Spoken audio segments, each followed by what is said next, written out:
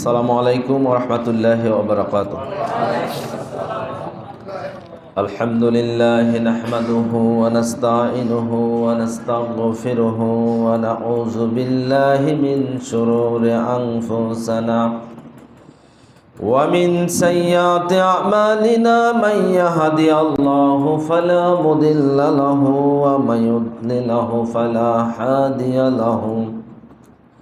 واشهد ان لا اله الا الله وحده لا شريك له واشهد ان محمدا عبده ورسوله ارسله بالحق بشيرا ونذيرا اما بعد فاعوذ بالله من الشيطان الرجيم بسم الله الرحمن الرحيم ألف لام را كتاب أنزلناه إليك لتخرج الناس من الظلمات إلى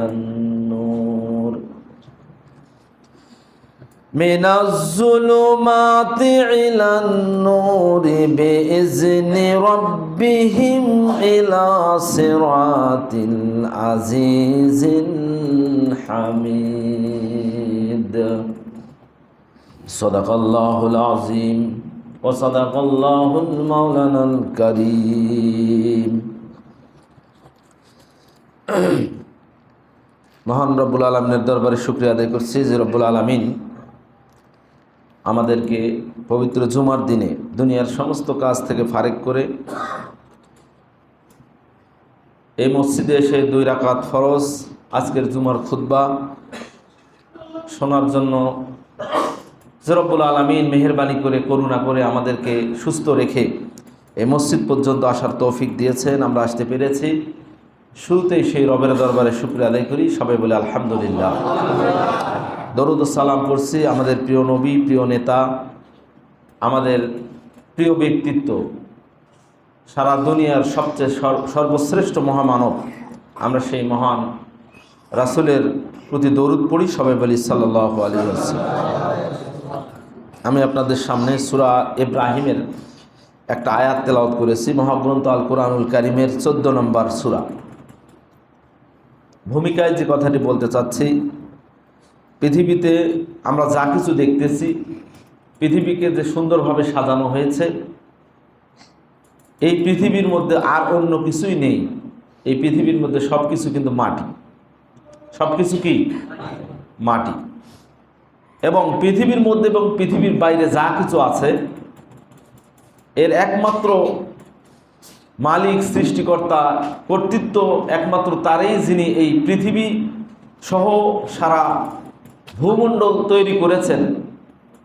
তিনি হচ্ছেন আমাদের রব, আমাদের সৃষ্টিকর্তা, মহান রব্বুল আলামিন। সবাই বলি আল্লাহু আকবার। পৃথিবীতে যা কিছু আছে সব কিছু মাটি কেন?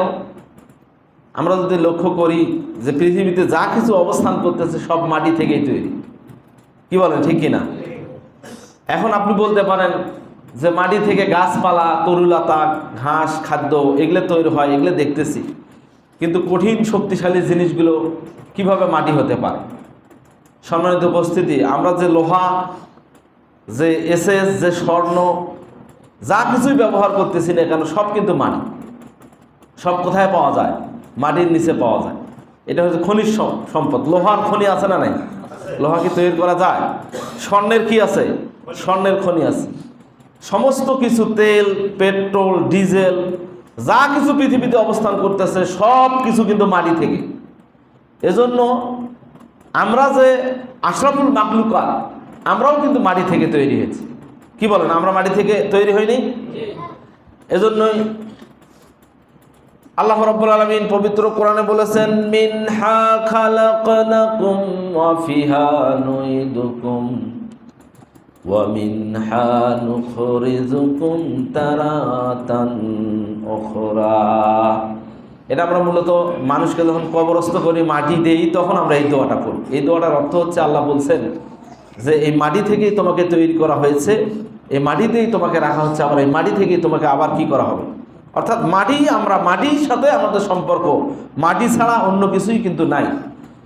ওইদিকে যদি আমরা প্রথম মানব হযরত আদম আলাইহিস সালামের সৃষ্টির ইতিহাস জানি, শুনতে যাই, তাহলে কিন্তু ফেরেশতা মণ্ডলী পৃথিবীর বিভিন্ন জায়গা থেকে মাটি একত্রিত করে একটা মাটির মূর্তি বানানো হয়েছে।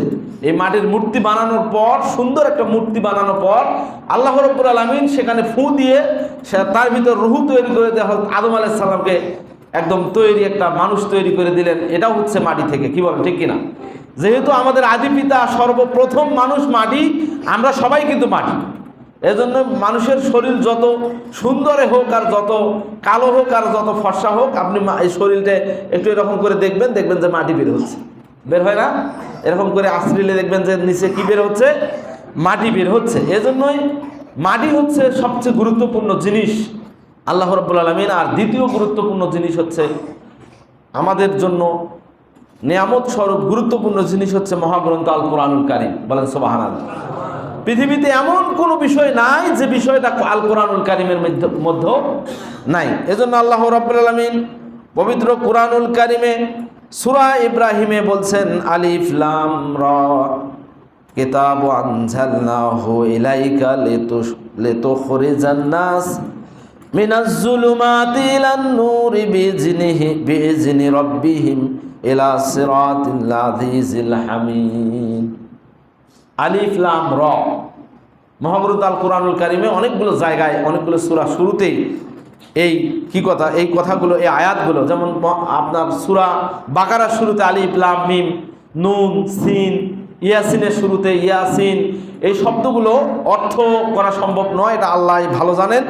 এজন্যই এই কথাগুলো, এই অক্ষরগুলো যেখানেই ব্যবহৃত হয়েছে তার পরবর্তীতে মহাগ্রন্থ আল কোরআনুল কারীমের মর্যাদা, গুরুত্ব বর্ণনা করা হয়েছে।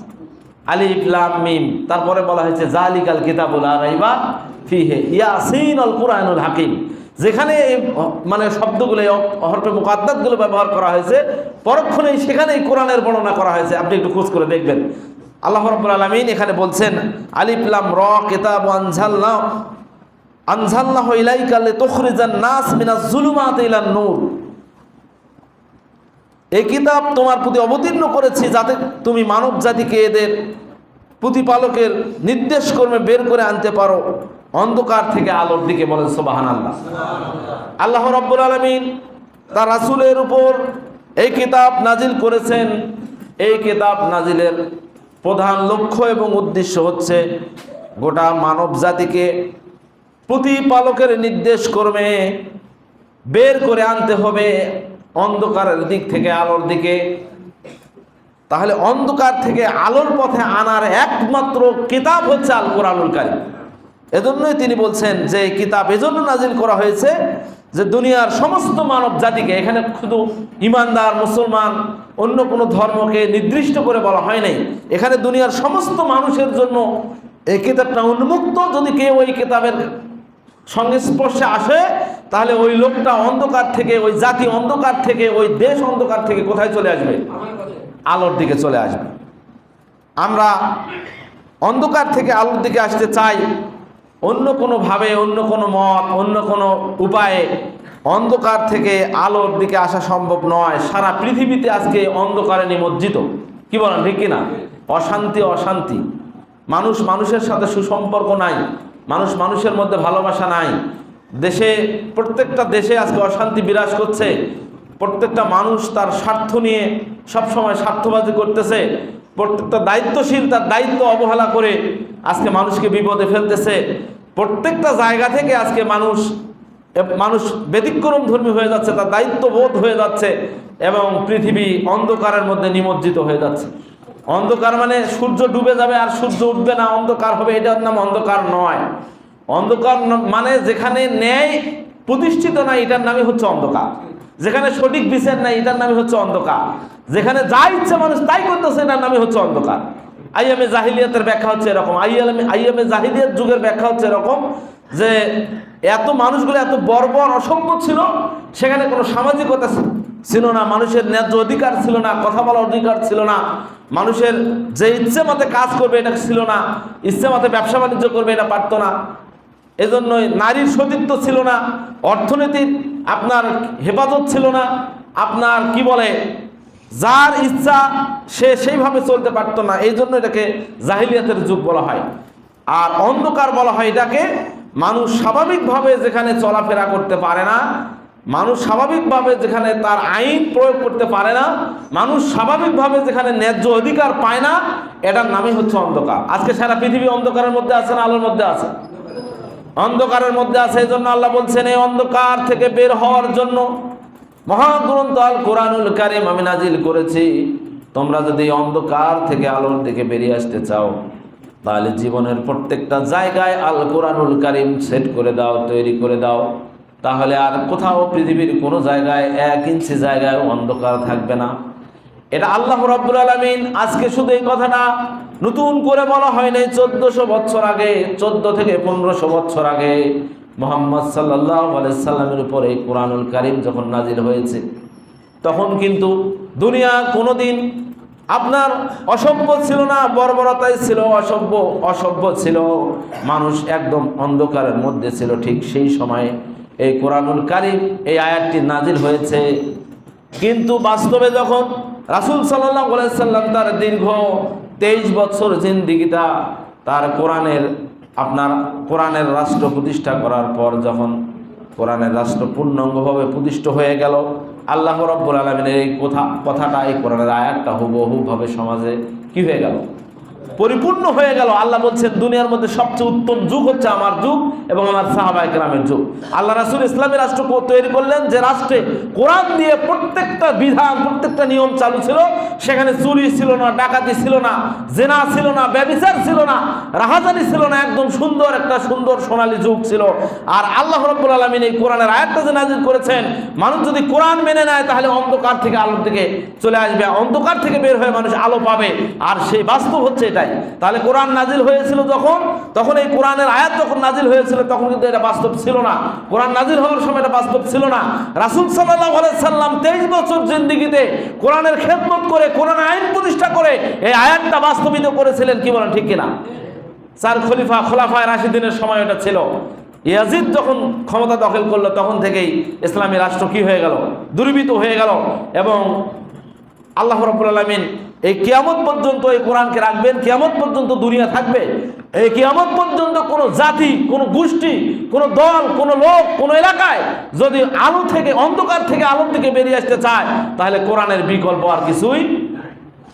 বাংলাদেশের সংক্ষিপ্ত ইতিহাসের কথা বলি। আমাদের বাংলাদেশটা মোটামুটি 50, 53, 54 বছর হচ্ছে বাংলাদেশ স্বাধীন হয়েছে। বাংলাদেশ স্বাধীন হওয়ার মূল লক্ষ্য উদ্দেশ্য ছিল যে বাংলাদেশ একটা কঠিন অন্ধকারের মধ্যে ছিল। বাংলাদেশের মানুষের প্রতি বৈষম্য ছিল। বাংলাদেশের মানুষের সাথে পাকিস্তানের সরকার একটা বিরোধিতা সম্পর্ক ছিল, একটা অপর ছিল, সুযোগ সুবিধা ছিল না, চাকরি বাকরি পাইতো না, ভালো খাবার পাইতো না। বিভিন্ন দেশ থেকে, পাকিস্তান থেকে একটা বিচ্ছিন্ন এলাকা ছিল। বাংলাদেশের লোক ঐক্যবদ্ধ হয়ে এই জুলুম থেকে রক্ষা পাওয়ার জন্য, স্বাধীনতা অর্জন করার জন্য 1971 সালে মুক্তিযোদ্ধার নেতৃত্বে বাংলাদেশ স্বাধীন করেছে। এই বাংলাদেশ স্বাধীনতার বছর হচ্ছে 53 বছর। কিন্তু আমাদের যে সমস্ত মুক্তিযোদ্ধা ভাইরা, আপনার হাজার হাজার লক্ষ লক্ষ মা বোনেরা জীবন দিয়ে বাংলাদেশটা 1971 সালে স্বাধীন করেছে, যে কারণে সেই কারণটা আজ পর্যন্ত বাস্তবায়িত হয়নি। হয়েছে কি? আমরা শুধু একটা মানচিত্র পেয়েছি, দেশ পেয়েছি। আমরা কিন্তু চোর ডাকাত মুক্ত পাই নাই, সন্ত্রাস মুক্ত পাই নাই, দুর্নীতিবাজ মুক্ত পাই নাই। কিরকম পেয়েছি? সুন্দর একটা দেশ আমরা পাই নাই। এজন্যই আল্লাহ রাব্বুল আলামিন যদি স্বাধীনতা দিয়ে, মুক্তিযোদ্ধা করে, যদি কোরআনকে বাদ দিয়ে অন্য কোনো মতবাদ দিয়ে পৃথিবীতে শান্তি আসতো তাহলে কোরআনের এই আয়াতটা মিথ্যা হয়ে যেত। বলেন নাউজুবিল্লাহ। অতএব চেষ্টা করতে হবে, স্বাধীন করতে হবে, সব কিছু করতে হবে। কিন্তু মুক্তি পাওয়ার জন্য, অন্ধকার থেকে আলোর দিকে বেরিয়ে আসার জন্য মহাগ্রন্থ আল কোরআনুল কারীমের চ্যালেঞ্জ, যদি কোনো জাতি, কোনো ব্যক্তি, কোনো সমাজ অন্ধকার থেকে আলোর দিকে বেরিয়ে আসতে চায় তাহলে কোরআনের শাসন মেনে নিতে হবে। তাহলে মানুষ অন্ধকার থেকে আলো পাবে। তাহলে অন্ধকার থেকে আলো পাওয়ার জন্য একমাত্র উপায় কি? আল কোরআনুল কারীম। এই কোরআন বুঝতে হবে, কোরআন জানতে হবে, কোরআনের ব্যাখ্যা আমাদের প্রত্যেকটা মানুষের হৃদয়ের সাথে সম্পৃক্ত থাকতে হবে। আমাদের মুসলমানের একমাত্র গুরুত্বপূর্ণ ধারণা চেতনার কথা ছিল কোরআন, কিন্তু মুসলমানের বুকে আজকে ধারণা চেতনা হয়ে গেছে অন্য কোনো ব্যক্তির আদর্শ। কি বলে ঠিক কিনা?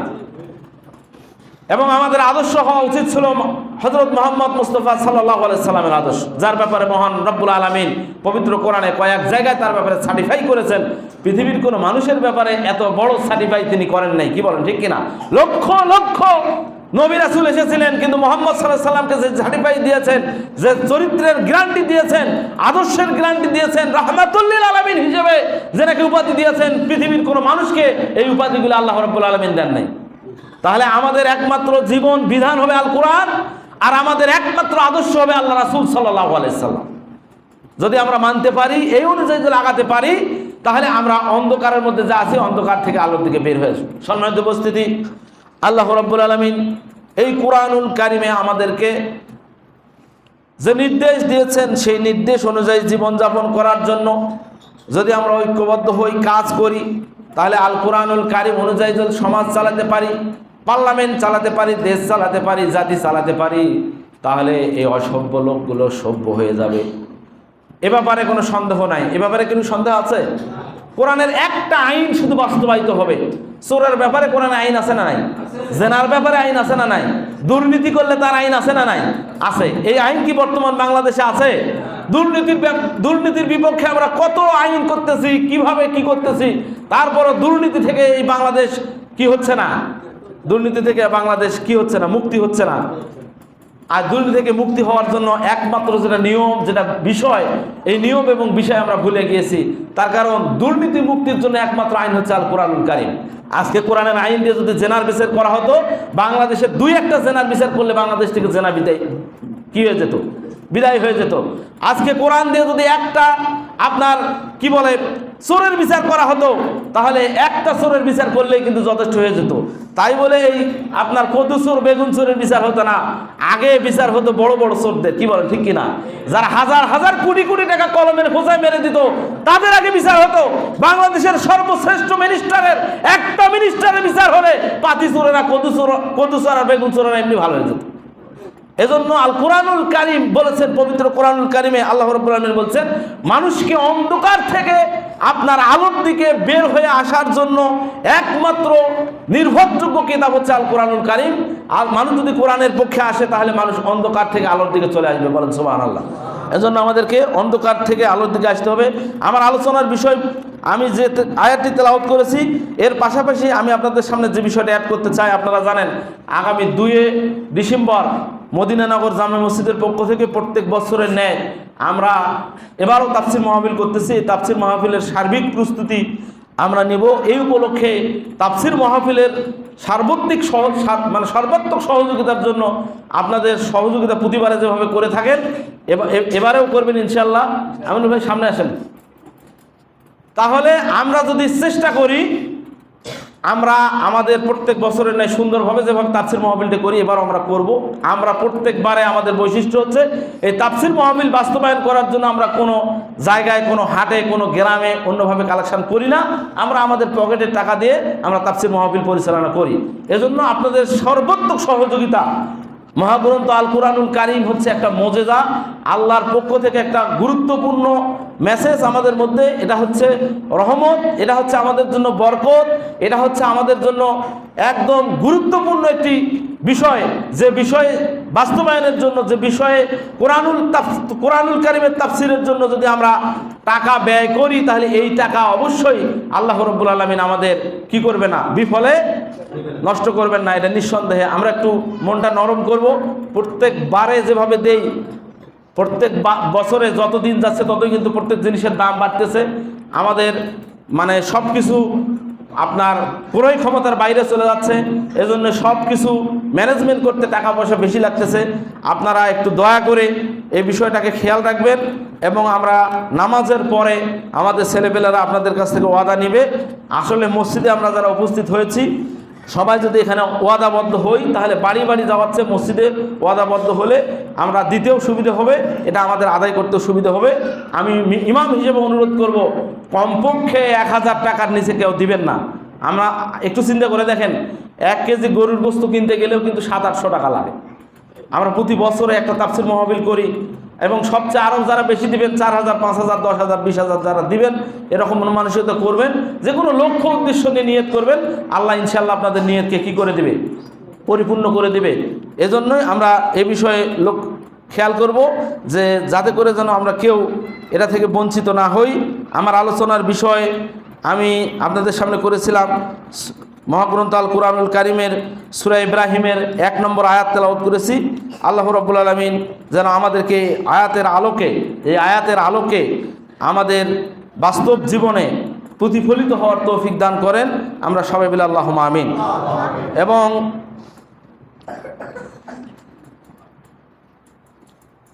পরবর্তীতে যে বিষয়গুলো নিয়ে আমরা আলোচনা করব সংক্ষিপ্তভাবে, আমিনুল ভাই ফোন করছিল, ওনার আসার কথা নয়, তারপর উনি আসছে। আমার মসজিদের পক্ষ থেকে ওনাকে ধন্যবাদ। 4টে বিষয়ে মানে মেসেজ দিতে বলছে, নামাজের পরে হয়তো উনিও আপনাদের সামনে কিছু কথা বলবে 2-1 মিনিট। আমি কোরআন এবং হাদিসের আলোকে সংক্ষিপ্তভাবে এই বিষয়গুলোর উপরে কথা বলবো। 1 নম্বর হচ্ছে বাল্য বিবাহ, 2 নম্বর হচ্ছে নেশা জাতীয় দ্রব্য, 3 নম্বর হচ্ছে সব ধরনের অবৈধ খেলাধুলা, 4 নম্বর হচ্ছে বর্তমানে একটু মানে গরু চুরি সহ বিভিন্ন ধরনের চুরি ছিনতাই। এই 4টে বিষয় নিয়ে একটু প্রশাসন একটু বিপদের মধ্যে আছে আর কি। তো আমরা যদি সর্বস্তরের জনগণ একটু সচেতন হই, তাহলে আমার মনে হয় আমরা বাংলাদেশের এই বিপদকালীন সময়ে আমরা প্রত্যেকটা বিষয়ে আমরা বাংলাদেশকে সহযোগিতা করেছি, স্বাধীনতা সর্বত্র রক্ষা করেছি। এই বাংলাদেশের মানুষ, এই বাংলাদেশের জনগণ যেন কখনো কোনো ধরনের বিপদের মধ্যে না পড়ে, আমাদেরকে সব সময় তাদেরকে আইন বিভাগকে সহযোগিতা করতে হবে। এটা হচ্ছে আমার পক্ষ থেকে আপনাদের অনুরোধ। বাল্যবিবাহ সত্য মানে দুঃখজনক হলেও সত্য যে বিশেষ করে মদিনানগর এটা একটা চর এলাকা, প্রত্যেকটা চর এলাকায় কিন্তু বাল্যবিবাহ বেশি হয়। আমি এর ব্যাপারে আপনারা সাক্ষী আছেন, কমপক্ষে 20 দিন আমি বাল্যবিবাহের বিপক্ষে কথা বলেছি। কি বলেন, বলছি কি বলিনি? বাল্যবিবাহ দেওয়া যাবে না। তারপরেও আপনারা কেমন কেমন করে এ ধরনের সাথে সম্পৃক্ত হন। এই বাল্যবিবাহের কুফল অনেকগুলো রয়েছে। আশেপাশে 10টা গ্রামের আপনার মেয়েদেরকে বিবাহ দেওয়ার পর যদি সংসার নষ্ট হয় 50%, তাহলে আমাদের এই চরে বাল্যবিবাহের কারণে বিবাহের পরে সংসার বিচ্ছেদ হয় 80%। তার একমাত্র কারণ হচ্ছে বাল্যবিবাহ।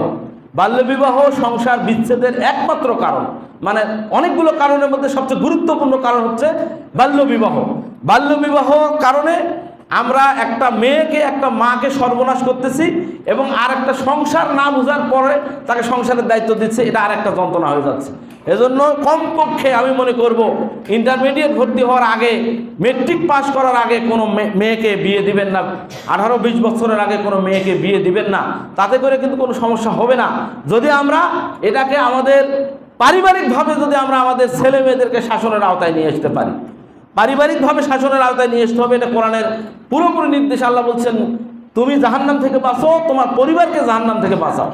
আমি আমার পরিবারকে জাহান্নাম থেকে বাঁচা বাদ দিয়ে আমি কুমিল্লায় 40 দিনের জিল্লার জন্য মানুষকে জাহান্নাম থেকে বাঁচাতে যাচ্ছি। এটা হলো ইসলামের সম্পূর্ণ সিস্টেম ভুল একটা বিষয়। আগে পরিবারকে জাহান্নাম থেকে বাঁচাতে হবে। এই জন্য আমরা আমার পরিবার যদি ভালো হয়, আমার সমাজ যদি ভালো হয়, আমার সব যদি ভালো হয়, তারপরে আমরা কি করব, বাইরে আমার জাহান্নাম থেকে। এই জন্য বাল্যবিবাহের ব্যাপারে একটু সতর্ক হবেন, একটু চিন্তা ভাবনা করবেন, কেয়ারফুল হবেন, আমি অনুরোধ করব, তাতে করে কল্যাণ হবে। 2 নম্বর হচ্ছে নেশা। নেশা বর্তমান সময়ে নেশা এমন একটা বিষয়, আশ্চর্য হয়ে যায়। পেপার পত্রিকা খুললে পাওয়া যায়, সংবাদে পাওয়া যায় যে স্কুল কলেজ নয়, কলেজের ছাত্র নয়, শুধু ছাত্রীরাও আজকে নেশা করতেছে। এরকম একটা বিপজ্জনক এবং নেশা একটা মারাত্মক ব্যাধি। এটা হচ্ছে বাংলাদেশের মেধাকে ধ্বংস করে দেওয়ার জন্য, বাংলাদেশের ছাত্র সমাজকে মেধাবী থেকে দূরে রাখার জন্য পরিকল্পিত একটা পদক্ষেপ। এই পদক্ষেপ থেকে আমাদেরকে রক্ষা করার জন্য আমাকে নিজে সচেতন হতে হবে। এই নেশার ব্যাপারে কথা বলতে গেলে 2 ঘন্টা সময় লাগবে। এজন্যই সর্বপ্রকার নেশাই হচ্ছে একদম, প্রত্যেকটা নেশাই হচ্ছে নাজায়েজ, প্রত্যেকটা নেশাই হচ্ছে হারাম। আমি সংক্ষিপ্তভাবে কই, বিড়ি থেকে শুরু করে সিগারেট, আপনার গাঁজা থেকে শুরু করে যত নেশা আছে, হাদিস শরীফে পাওয়া যায় যদি কোনো ব্যক্তি একবার বিড়ি টান দেয়, একটা বিড়ি টান দেয়, তার 40 দিনের ইবাদত নষ্ট হয়ে যায়। তাহলে নেশা কত বড় মারাত্মক ধরনের একটা ক্ষতিকর একটা বিষয়। এই নেশা হচ্ছে শারীরিকভাবে ক্ষতিকর, অর্থনৈতিকভাবে ক্ষতিকর, সামাজিকভাবে ক্ষতিকর, দেশের জন্য বিশাল একটা ক্ষতিকর।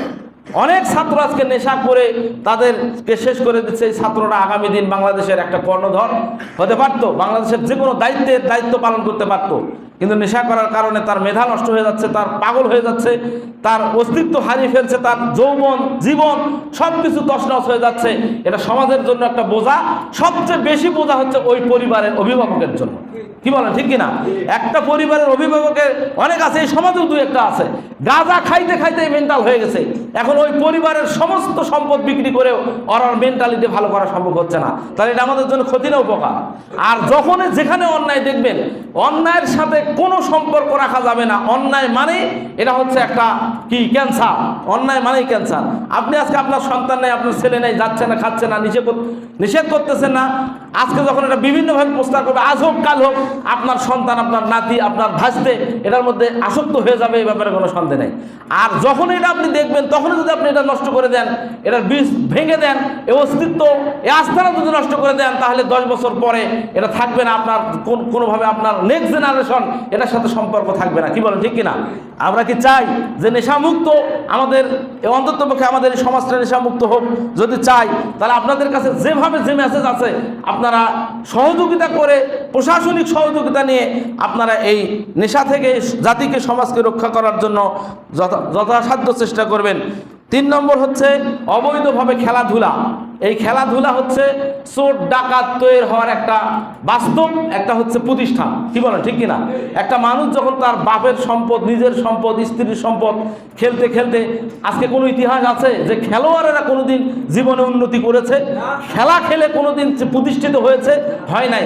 হয়তো 2-4-5 দিন পালসার গাড়ি চালাইছে, 2-4-5 দিন হয়তো ভালো ভালো খাইছে, পরে যে আসে শেষ পর্যন্ত ওর বাবার অংশ, ওর মার অংশ, ওর স্ত্রীর অংশ, আমার বাস্তব চোখে দেখা সব ধ্বংস করে পথের ভিখারি হয়েছে। তার নিজস্ব সম্পদ, তার সম্পদ নষ্ট হয়েছে, কিন্তু খেলার নেশা কিন্তু তার মাথা থেকে যায় নাই।